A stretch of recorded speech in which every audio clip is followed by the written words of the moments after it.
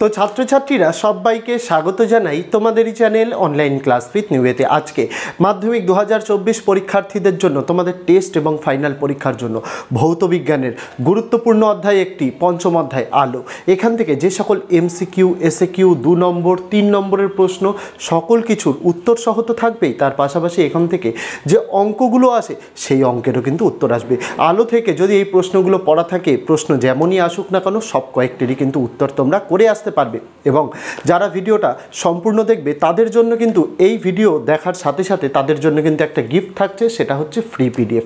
যারা ভিডিওটা প্রথম থেকে শেষ পর্যন্ত দেখবে কোনো রকম স্কিপ ছাড়া, তাদের জন্য ভিডিওর মধ্যে একটি পাসওয়ার্ড বলে দেওয়া থাকবে আর ডেসক্রিপশানে থাকবে ফ্রি পিডিএফ ডাউনলোডের লিঙ্ক। সেখানে ক্লিক করলে যখনই পাসওয়ার্ডটি চাইবে, পাসওয়ার্ডটি সেখানে সম্পূর্ণ ছোট হাতের দিয়ে এই ভিডিওর পিডিএফটি কিন্তু ডাউনলোড করে নিতে পারো। তবে শুধুমাত্র ফ্রি পিডিএফ, যারা ভিডিওটা সম্পূর্ণ দেখবে তাদের জন্য, যারা স্কিপ করে দেখবে তারা কিন্তু পিডিএফ পাবে না। যদি পিডিএফের প্রয়োজন হয় অবশ্যই ভিডিওটা কিন্তু সম্পূর্ণ দেখার অনুরোধ থাকলো। শুধু তাই নয়, তোমাদের জন্য কিন্তু সকল বিষয়েরই এরকম অধ্যায়ভিত্তিক প্রশ্ন উত্তর চলে আসবে তোমাদের জন্য ফ্রি পিডিএফ সহ।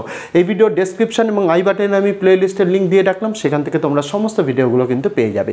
তো আগামী দিনেও আমাদের এই চ্যানেলের মাধ্যমে সকল পরীক্ষার গুরুত্বপূর্ণ প্রশ্ন উত্তর একদম ফ্রি পিডিএফ সহ পেয়ে যাওয়ার জন্য চ্যানেলে নতুন হলে অবশ্যই চ্যানেলটিকে সাবস্ক্রাইব করে দিয়ে পাশে থাকা বেল আইকনটাকে ক্লিক করে দেওয়ার অনুরোধ রইল আগামী দিনে সমস্ত রকমের ভিডিও এবং আপডেট সবার আগে পেয়ে যাওয়ার জন্য। তো চলো শুরু করা যাক আজকের ভিডিওটি। পড়তে হবে একে একে তোমাদের আমি দেখিয়ে দিই। তো দেখো, প্রথম প্রশ্ন হচ্ছে গোলীয় দর্পণের বক্রতা ব্যাসার্ধ আর এবং ফোকাস দৈর্ঘ্য এফ এর মধ্যে সম্পর্কটি হলো, 4টি অপশান দেওয়া রয়েছে, এর মধ্যে উত্তর হয়ে যাবে আর সমান 2f। তারপরে দ্বিতীয় প্রশ্নটি দেখো, প্রিজমের মধ্যে দিয়ে সাদা আলো প্রতিসরণের ক্ষেত্রে যে বর্ণের বিচ্যুতি সর্বাধিক সেটি কোনটি? 4টি অপশান, উত্তর হয়ে যাবে বেগুনি। তার পরের প্রশ্ন, একটি পাতলা উত্তল লেন্সের আলোককেন্দ্র ও ফোকাস এর মধ্যে একটি বস্তু রাখা আছে, বস্তুর প্রতিবিম্বের আকৃতি কোনটি? 4টি অপশান, উত্তর হয়ে যাবে অসৎ ও সমশীর্ষ। তার পরের প্রশ্ন, একটি লাল ও একটি বেগুনি বর্ণের আলোকরশ্মির বায়ু মাধ্যম থেকে একই কোণে একটি প্রিজমের আনত তলে আপতিত হয়ে যথাক্রমে আর ও ভি প্রতিসরণ কোণ উৎপন্ন করলে নিচের কোণটি সঠিক? 4টি অপশান, উত্তর হয়ে যাবে আর লেস দ্যান ভি। পরের প্রশ্ন, একটি বিন্দু আলোক উৎস থেকে একটি অবতল দর্পণের বক্রতা কেন্দ্রে স্থাপিত হলো, এই উৎস থেকে দর্পণে আপতিত ও দর্পণ থেকে প্রতিফলিত রশ্মির মধ্যে চ্যুতি কোণ হলো? 4টি অপশান, উত্তর হয়ে যাবে 0 ডিগ্রি। পরের প্রশ্ন, নিচের কোণটির তরঙ্গ দৈর্ঘ্য সবচেয়ে বেশি? 4টি অপশান, উত্তর হয়ে যাবে অবলোহিত রশ্মি। পরের প্রশ্ন, প্রতিসরণের ক্ষেত্রে আপতন কোণ ও প্রতিসরণ কোণ যথাক্রমে 45 ডিগ্রি ও 30 ডিগ্রি হলে কৌণিক চ্যুতির মান হবে? 4টি অপশান, উত্তর হয়ে যাবে এটির ফর্মুলা যেটি সেটি হচ্ছে তোমাদের প্রতিসরণ আপতন কোণ মাইনাস প্রতিসরণ কোণ, তো 45 থেকে 30 ডিগ্রি বিয়োগ করলে হয়ে যাবে 15 ডিগ্রি। পরের প্রশ্ন, ঘন মাধ্যম থেকে লঘু মাধ্যমে প্রতিসরণের ক্ষেত্রে চ্যুতি কোণের মান হলো? 4টি অপশান, উত্তর হয়ে যাবে আর মাইনাস আই। পরের প্রশ্ন, এ বি সি ডি 4টি মাধ্যমের পরম প্রতিসরাঙ্ক যথাক্রমে 1.5, 1.4, 2.5, 1.3, এদের মধ্যে কোন মাধ্যমে আলোর বেগ সর্বাধিক? 4টি অপশান, উত্তর হয়ে যাবে ডি। পরের প্রশ্ন, মোটর গাড়ির হেডলাইটে ব্যবহৃত হয়? 4টি অপশান, উত্তর হয়ে যাবে অবতল দর্পণ। পরের প্রশ্ন, আলোক কেন্দ্র দিয়ে যাবার সময় আলোক রশ্মির বিচ্যুতি? 4টি অপশান, উত্তর হয়ে যাবে 0 ডিগ্রি। পরের প্রশ্ন, শূন্য মাধ্যমের পরম প্রতিসরাঙ্কের মান? 4টি অপশান, উত্তর হয়ে যাবে 1। এখানে একটু স্পেলিং মিস্টেক আছে, একটু কারেকশান করে দিই।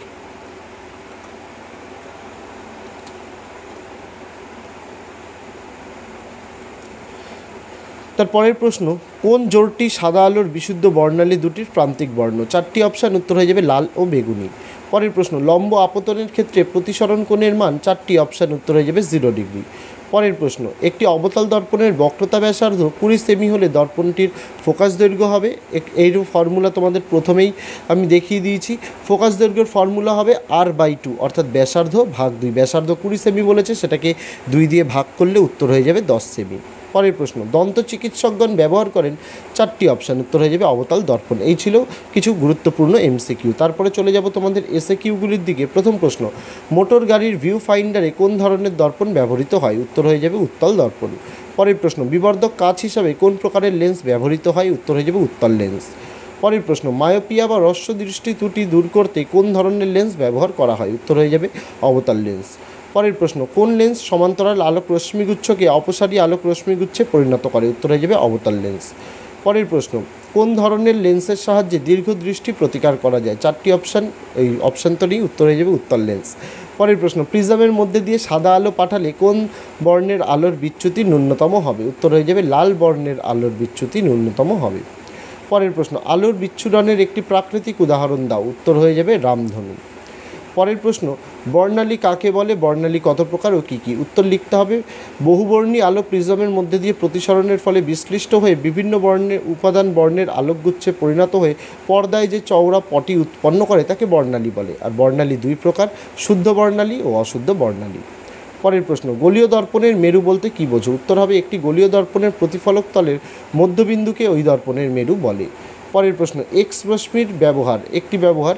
উত্তর হয়ে যাবে চিকিৎসা বিজ্ঞানে রোগ নির্ণয়ে, ক্যান্সার, টিউমারের চিকিৎসায় এক্স রশ্মি ব্যবহৃত হয়। পরের প্রশ্ন, একটি আলোক রশ্মি অবতল দর্পণের বক্রতা কেন্দ্র দিয়ে গেলে আপতন কোণ কত হবে? উত্তর হবে, আলোক রশ্মি অবতল দর্পণের বক্রতা কেন্দ্র দিয়ে গেলে তা দর্পণের উপর লম্বভাবে আপতিত হয়, অর্থাৎ আপতন কোণ হবে 90 ডিগ্রি। পরের প্রশ্ন, উত্তল লেন্সের সামনে কোথায় বস্তু রাখলে বস্তুর সমান আকারের সদ্বিম্ব গঠিত হয়? উত্তর হয়ে যাবে ফোকাসে। পরের প্রশ্ন, মোটর গাড়ির হেডলাইটে কোন ধরনের দর্পণ ব্যবহার করা হয়? উত্তর হয়ে যাবে অবতল দর্পণ। পরের প্রশ্ন, কোনো দর্পণে বস্তুর দৈর্ঘ্যের তুলনায় ছোট দৈর্ঘ্যের অসৎ প্রতিবিম্ব গঠিত হতে পারে কি? উত্তর হবে হ্যাঁ পারে, উত্তল দর্পণে বস্তুর দৈর্ঘ্যের তুলনায় ছোট দৈর্ঘ্যের অসৎ প্রতিবিম্ব গঠিত হতে পারে। পরের প্রশ্ন, লাল ও নীল বর্ণের আলোর জন্য কোনো মাধ্যমের প্রতিসরাঙ্ক যথাক্রমে মিউ আর ও মিউ বি হলে কোনটির মান বেশি? উত্তর হয়ে যাবে মিউ বি। তারপরে চলে যাব 2-3 মিলিয়ে যে প্রশ্ন উত্তরগুলো আছে। গাড়ির হেডলাইটে কী ধরনের দর্পণ ব্যবহার করা হয় এবং কেন? উত্তরগুলো বলে দিচ্ছি না, তোমরা উত্তরটা দেখে নাও, অন্যথায় ভিডিও অনেকটা কিন্তু বড় হয়ে যাবে।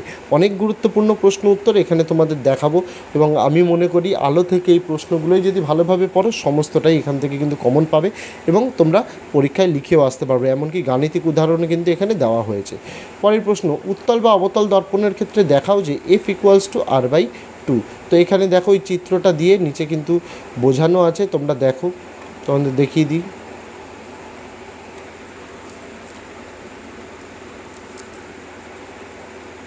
প্রথমটি উত্তল দর্পণের ক্ষেত্রে তোমাদের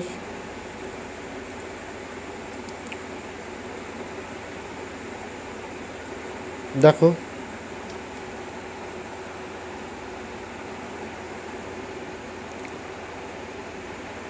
পরের প্রশ্ন, কোনো মাধ্যমের প্রতিসরাঙ্ক আলোর বেগের ওপর কীভাবে নির্ভরশীল? উত্তর হয়ে যাবে আলোর গতিবেগ বাড়লে কোনো মাধ্যমের প্রতিসরাঙ্ক বাড়ে।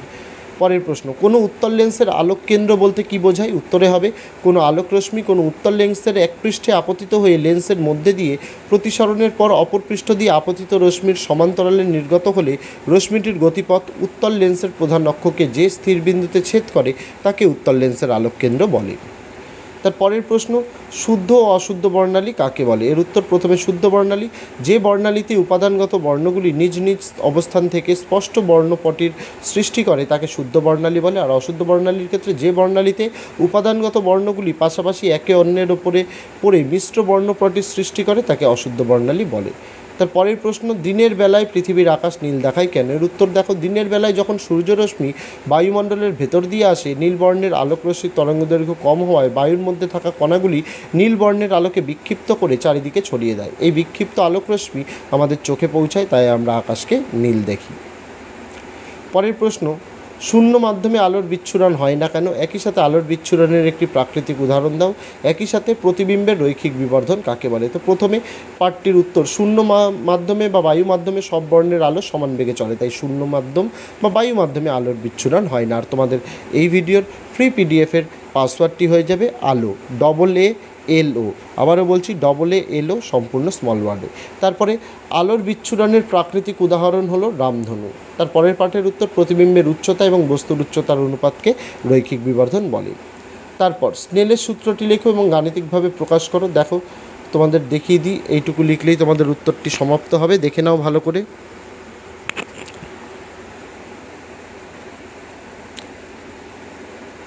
তারপরে একটি গাণিতিক অঙ্ক রয়েছে, অঙ্কটি হচ্ছে কোনো মাধ্যমের আলোর বেগ 2,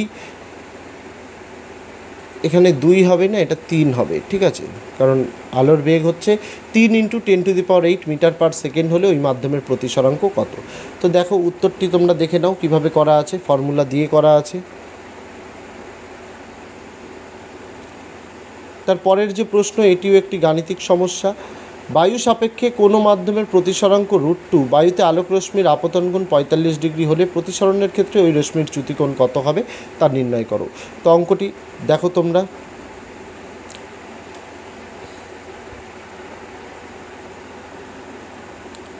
তারপরে যেটুকু আছে দেখে নাও।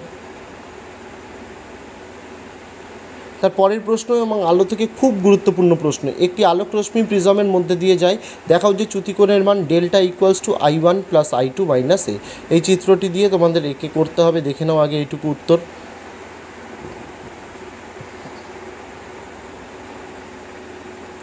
তারপরে তোমাদের বাকিটুকু দেখাই, দেখো এইটুকু।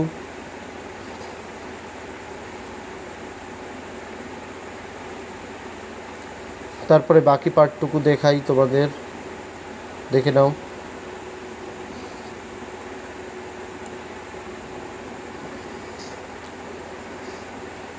তারপরের প্রশ্ন, দীর্ঘ দৃষ্টি কি এর প্রতিকারের জন্য কোন লেন্স ব্যবহৃত হয়? এর উত্তরটা দেখে নাও তোমরা।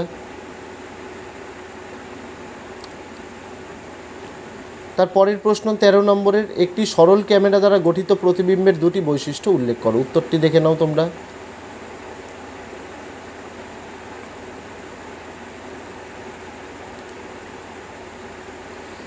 তারপরে 14 নম্বরের প্রশ্নটি দেখো, অসীমে অবস্থিত কোনো বিস্তৃত বস্তুর অবতল দর্পণ কর্তৃক গঠিত প্রতিবিম্ব দর্পণের সামনে কোথায় গঠিত হবে? প্রতিবিম্বের একটি বৈশিষ্ট্য লেখো। উত্তরটি দেখো তোমরা। একই সাথে 15 প্রশ্ন নিচে, আলোকের বিচ্ছুরণ কি? একটি কাচফলকের ওপর 45 ডিগ্রি কোণে আপতিত সাদা আলোর প্রতিসরণের পর কাচফলকের ভেতরে বিচ্ছুরণ হবে কি? এর উত্তরটি দেখতে পাচ্ছ তোমরা, দেখে নাও। তারপরের প্রশ্ন, একটি প্রিজমের প্রধান ছেদ একটি সমবাহু ত্রিভুজ। ওই প্রিজমের একটি প্রতিসারক তলে 30 ডিগ্রি কোণে আনত একটি রশ্মি যদি অন্য প্রতিসারক তলে 45 ডিগ্রি কোণে নির্গত হয়, তাহলে চ্যুতিকোণ কত হবে? দেখে নাও অঙ্কটি।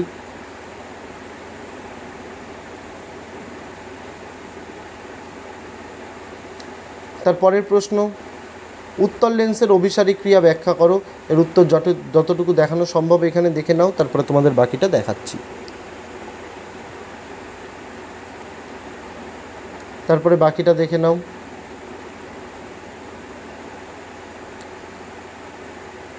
পরের প্রশ্ন, কোনো মাধ্যমের প্রতিসরাঙ্ক কাকে বলে? দেখে নাও এর উত্তরটা। তার নিচে প্রশ্ন, উত্তল লেন্স দ্বারা কোন ধরনের দৃষ্টি ত্রুটি প্রতিকার করা হয়? এর উত্তর তোমরা দেখে নাও।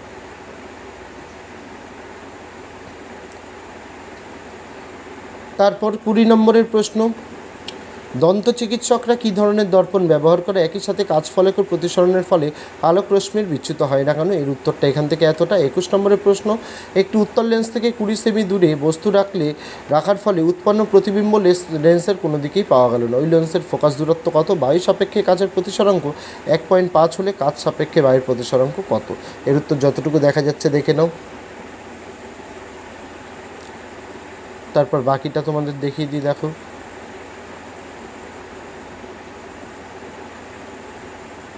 তারপরে আরও একটি গাণিতিক সমস্যা, একটি বস্তুর দৈর্ঘ্য 5 সেমি, এটিকে উত্তল লেন্সের সামনে 2 সেমি দূরত্ব রেখে 10 সেমি প্রতিবিম্ব পাওয়া গেল। রৈখিক বিবর্ধন ও প্রতিবিম্ব দূরত্ব কত? অঙ্কটি দেখে নাও।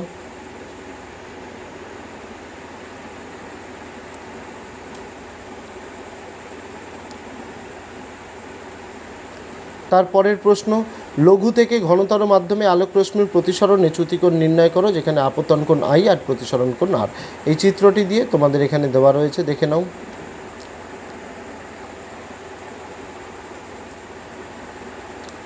তারপরের প্রশ্ন, সূর্যালোকে গাছের পাতাগুলি সবুজ দেখায় কেন? এর উত্তরটিও তোমরা দেখতে পাচ্ছ, দেখে নাও।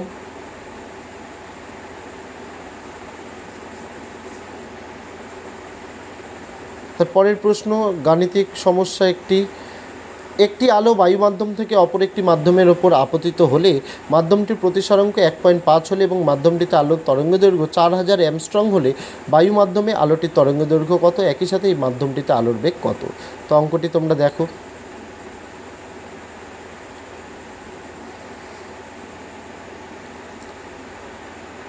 তারপরে বাকিটুকু দেখাই তোমাদের, দেখে নাও।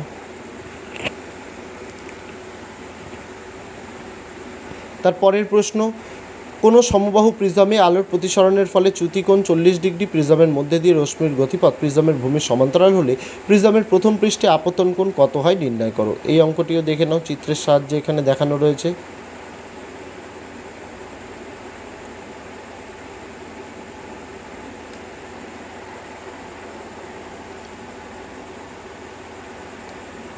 পরের প্রশ্ন, একটি লেন্সের প্রধান অক্ষের সমান্তরাল আপতিত রশ্মিগুলির জন্য প্রতিসৃত রশ্মির চিত্র আঁকো আর ফোকাস এফ চিহ্নিত করো। তার উত্তরটি দেখে নাও এখানে। পরের প্রশ্ন, অবতল দর্পণের মুখ্য ফোকাসের সংজ্ঞা দাও। এর উত্তরটিও তোমরা দেখতে পাচ্ছ, দেখে নাও। পরের প্রশ্ন, উত্তল দর্পণের মুখ্য ফোকাসের সংজ্ঞা, এটিও দেখে নাও।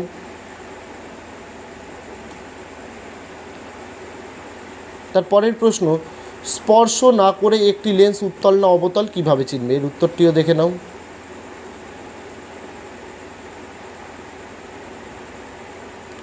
তারপরের প্রশ্ন, গোলীয় দর্পণের ব্যবহার লেখো। দেখে নাও, উত্তর লেখা আছে এখানে।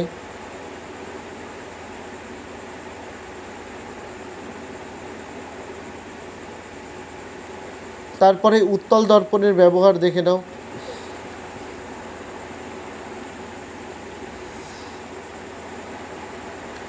তারপরের প্রশ্ন, উত্তল লেন্সকে বিবর্ধক কাচ হিসাবে ব্যবহার করা হয় কেন। এর উত্তর তোমরা দেখে নাও। তো এই ছিল ছাত্রছাত্রীরা তোমাদের মাধ্যমিক ভৌতবিজ্ঞানের পঞ্চম অধ্যায় আলো, যেটি তোমাদের ভৌতবিজ্ঞানের সবচেয়ে মোস্ট গুরুত্বপূর্ণ অধ্যায়। সেই অধ্যায় থেকে যে এমসিকিউ, এসএকিউ 2 নম্বর এবং 3 নম্বরের প্রশ্নগুলো পড়তে হবে, তার পাশাপাশি যে অঙ্ক অর্থাৎ গাণিতিক সমস্যাগুলো তোমাদের আসে সেই সমাধানও কিন্তু করে দেওয়া আছে। এবং ভিডিওর মধ্যে আমি কিন্তু পাসওয়ার্ডটি তোমাদের বলে দিয়েছি। ডেসক্রিপশানে যে পিডিএফ ডাউনলোডের লিঙ্কটি দেওয়া আছে সেটাই ক্লিক করার পর যে পেজটি ওপেন হবে সেই পেজটিতে তোমাদের যে পাসওয়ার্ডটি বলেছি সেটি সম্পূর্ণ স্মল লেটারে তোমাদের লিখে পিডিএফটি ডাউনলোড করে নিতে হবে। তার পাশাপাশি জানিয়ে রাখি, ইতিমধ্যেই তোমাদের জন্য কিন্তু সকল বিষয়েরই কিন্তু অধ্যায়ভিত্তিক এইরকম ছোট প্রশ্ন, বড় প্রশ্ন ফ্রি পিডিএফ সহ চ্যানেলে আপলোড করেছি। সেই ভিডিওগুলি দেখে না থাকলে ডেসক্রিপশানে প্লেলিস্টের লিঙ্ক দেওয়া রইল, অবশ্যই সেখান থেকে দেখে নিও। এবং এই ভিডিওটি কেমন লাগলো, কতটা তোমাদের জন্য হেল্পফুল, সেটা অবশ্যই তোমরা কিন্তু কমেন্ট করে জানিও। তো আজকে ভিডিওতে এটুকুই ছিল ছাত্রছাত্রীরা। দেখা হচ্ছে তোমাদের সঙ্গে আগামী দিন অন্য কোনো বিষয়, অন্য কোনো ভিডিও নিয়ে। ততদিন সকলে ভালো থেকো, সুস্থ থেকো।